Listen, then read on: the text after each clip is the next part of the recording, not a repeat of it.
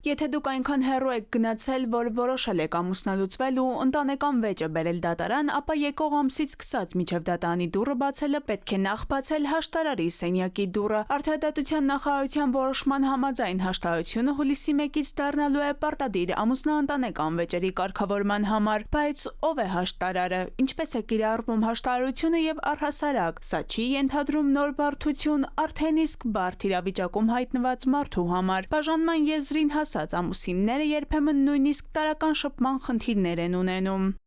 Պահին ոնց որ արդեն հասել է այդ բաժանման որոշումը կայացնելու փուլին եւ իրավիճակը բավականին լարված է ու չեմ ուզում պատկերացնել ու չեմ կարողանում պատկերացնել թե ոնց պիտի մենք նստենք մի սենյակում, ծնայինք իրար դեմքի եւ խոսանք, այսպես որ պատկերացնում այդ իրավիճակը արդեն իսկ ոնց որ ստրես է դա իմ համար։ Հաշտարարը հատուկ վերապատրաստված միջնորդն է, որի գործն է օգնել կողմերին հասնելու փոխադարձ համաձայնության, հաշտվել կամ էլ եթե հնարավոր չէ, բաժանումն էլ դատարան մտնելուց առաջ հանգիստ տանեն։ Բայց արդյոք հաշտարարությունը լուծում է խնդիրները, թե եւս մեկ փուլով ավելացնում է արդեն իսկ դժվարացած ճանապարհը։ Փորձագետները նշում են, հաշտարարությունն արդյունավետ է միայն այն դեպքում, երբ կողմերն իրոք պատրաստ են երկխոսության։ Այստեղ խնդիրը այն է, որ պետությունը ուզում է մի քայլ դատարանին թեթևացնի նմանատիպ վեճերից, որովհետև վիճակագրությունը, ուսումնասիրությունը թե հայաստանյան, թե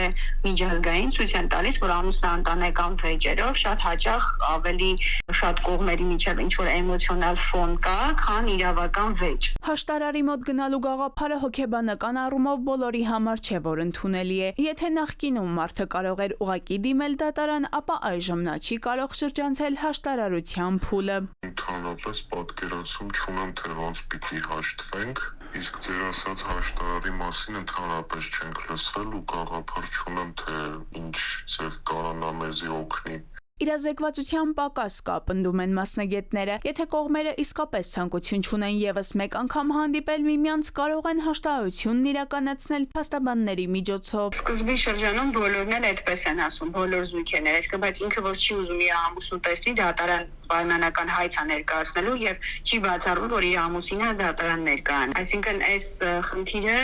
այդ տեսանկյունից էլ պետք է նայել։ Հիմա այդ մարդու համար ինչ տարբերություն դատարան, թե ինքը մտածում է փաստաբանով կարա դիմի դատարան։ Հաշտարարությունը որպես այլընտրանքային վեճերի լուծման մեխանիզմ հնչում է խոստումնալից, բայց այն ըստ մասնագետների կարող է աշխատել միայն այն դեպքում, երբ հասարակությունը գիտի, ինչ է դա եւ ինչպես է այն աշխատում։